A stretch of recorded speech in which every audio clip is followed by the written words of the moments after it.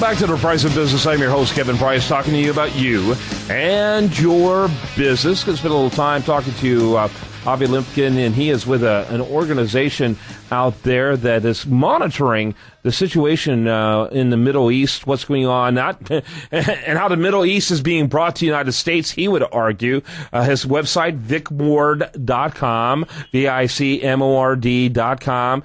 He's a writer, a lecturer, and a policy analyst on Middle East issues. I think I've seen you on Fox News before, haven't I? Yes, on Fox and Friends. Yeah, Fox and Friends, yeah. And you're actually making a pretty interesting prediction that would be pretty dire to many Americans that Barack Obama is attempting between now and 2016, which really isn't that far away, to bring in 50 million Muslims. Yes, I wish I had an hour, but we have just a few minutes. Let me start out like this. The organization that I work with is not my organization, it's my wife's organization. She is an intelligence gatherer for the state of Israel, and she monitors in Arabic all their broadcasts. And they said 30 years ago, when she first started working, even if it takes 150 years, we're going to make America a Muslim country. And she thought they were crazy. What were they talking about? Now, 30 years later, they're saying, we thought it was going to take 150 years to make America a Muslim country. We see America as a piece of cake, and we're going to do it in 30 years, meaning in our lifetime. Mm-hmm. So this is one thing. The next thing, which is she picked up in the radio, in 2006, the Saudis were saying, we will have a Muslim president in the White House in 2008. And again, my wife said, these people are crazy. Who are they talking about? Because nobody knew who Obama was. And Obama, in another broadcast my wife picked up, swore when he was in Egypt that he was a Muslim, that his father's a Muslim, that his stepfather's a Muslim. He was raised in a mosque and in a madrasa till age 11 as a Muslim, and that he would show the Muslim world what he was going to do to Israel. Now, regarding the United States, and this is something that most Americans don't understand, but the so-called Arab Spring, the rise of the Muslim Brotherhood, for example, in Egypt. Let's take Egypt because this is the most important key. Egypt is a country of 90 million people. 10 million are Coptic Christian. There used to be Jews in Egypt, and the Jews are known as the Saturday people, and the Christians are known as the Sunday people.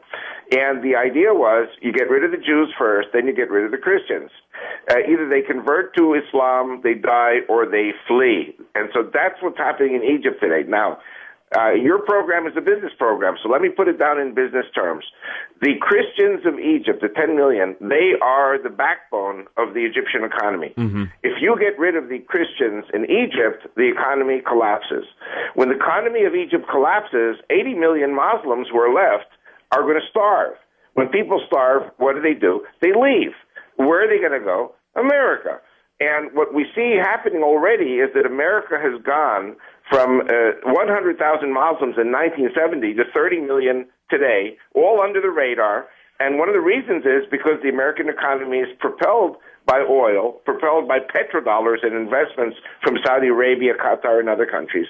Mm-hmm. And so the United States is basically held hostage to the oil and the money, and the gates are wide open, and the Muslims have been coming in. I mean, it's pretty remarkable. Everybody's talking about 11 million illegal Latinos coming in from across south of the border, but we're talking now about many, many tens of millions of Muslims who have come in. 30 million have come in, and you're going to have 30, 40 million more coming in, including the use of Agenda 21 to take over parks and forests and farms. Okay, Avi, I know that time's short, but I do have to engage in questions with you, so I need you to pause every once in a while so I can actually ask questions. So you just mentioned Agenda 21?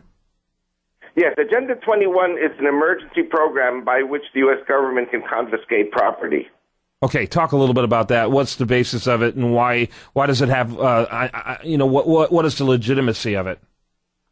Well, what I have seen in my travels is that there are areas which are very, very beautiful areas, mountainous areas, forests, lakes, like the Ozarks, other places, Edmonton, Canada, where the Muslims have bought entire forests for very dirt cheap prices. And what they do is they build a colony in the middle of the forest that nobody can see from outside, and it is exclusively a Muslim community.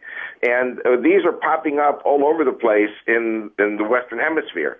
And this is how they will be bringing people in. You cannot bring in 1 million, 2 million Muslims and dump them, for example, on Houston, on your city, or on Dallas, or L.A., or Chicago, or New York. You've got to build new infrastructures to bring these people in. And I don't know, you're in Houston, but I drive a lot in Texas, and when I cross over into Oklahoma, like you go cross over on 75 into Oklahoma, you go for like half an hour, there's nothing there except beautiful forests and lakes, and there's plenty of room for millions of people to settle. Yeah, okay, so Agenda 21, it was not even debated in the United States Senate. It was never approved by, the Senate, and so it has really no legal legs to stand on, even though, the U.S. Delegation supported it under, I guess it was under Clinton at the time. It was never U.S. law. Yes, well, you do have today a lot of what they call executive orders. And, again, it might not be that this is being applied right now. What we see happening today is that they're coming in with money and legally just buying forests, buying areas that can be used to set up camp, to set up communities. Mm-hmm. Yeah, and this is interesting what you're saying about what's happening in Egypt. I was reading in the news, I guess it was yesterday, in fact, that the government there, the Morsi government, which is a Muslim Brotherhood government, essentially, they did a pretty big purge of a lot of their cabinet-level people, putting in even more hardcore Muslims into those spots. Do you think it's actually intentional to create a economic disaster there in order to force a dispersion of people? Well, I think that the Egyptians themselves don't really realize what they're doing. I think that the Muslim Brotherhood is behaving, to say the best case scenario, in an immature manner. And in the worst case scenario, basically, they're working for the destruction of their own country. And you have to look at 3 other countries, Lebanon, Syria, and Iraq, where you have these wars between the Sunnis and the Shiites. And the Christians, who are in the middle of this whole battle between the Sunnis and Shiites, they're going to end up fleeing also. Once the Christians leave Lebanon, Syria, and Iraq, their economies are going to collapse too. And you're going to find tens of millions more Muslims coming to the U.S., Canada, Brazil, Mexico, Europe, where the grass is greener on the other side. Yep. All right. Avi Lipkin, he's been our guest. His website, VicMord, VICMORD.com. Very, very interesting information. You might want to check it out, learn more about it. All I can tell you is that you have to be naive to not look at what's happening on the international front and what's happening here in the United States and not think that there isn't some major shift taking place and from powers maybe beyond our obvious view. Thanks so much, Avi. Blessings. Thank you very much. All right. When we come back, we're going to have more for you. Do want to remind you, best content here often shows up over there, USDataReview.com.